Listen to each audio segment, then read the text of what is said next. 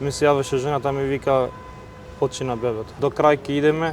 Јас веќе тоа знам дека нема да се врати, па не сакам веќе другите татко или мајка да го имат овој случај што го имавме ние. Во овие 2 месеца некој ве контактираше да ви каже дека не знам, комисијата за квалитет во болницата го разгледала случајот, такво нешто? Не.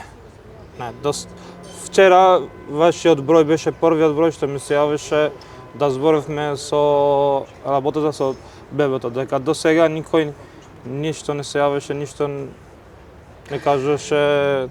Како се чувствувате вие после ова? Јас си кажам искрено, веќе од вчера што слушнав дека за ова работа, јас уште не сум спил, дека знаат сите имаат деца, знаат како да е. Ние го земавме бебето од тука од болницата, го носевме тамо за адопција и од тамо ми рече дека ќе ви се јавиме после 2 месеца и пол или 4 месеца. Помина веќе 2 месеца и пол, ништо никој не ми се јавува, ништо никој не ми носи никаков документ. Бевме кај нашиот матичен лекар, ми рече дека уште нема никаков документ што стигна од болница. Дали некој во болницава ви спомна за некои сомнежи дека нешто не било во ред при постапката внатре, при процедурата, при лекувањето? Дали некој на нешто ве предупреди? Вие вчера ми споменавте дека некоја од специјализантките ви спомнала нешто такво. Да.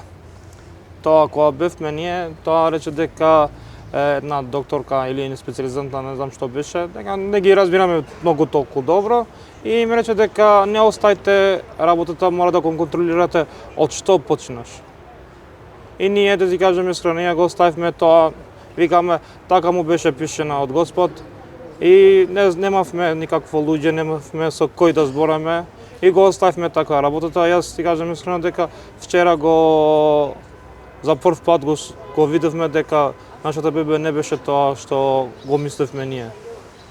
Дали вие бевте таму присутни кога се случувала некаква реинтубација, значи на бебето да му се вади тубус и да му се става Не.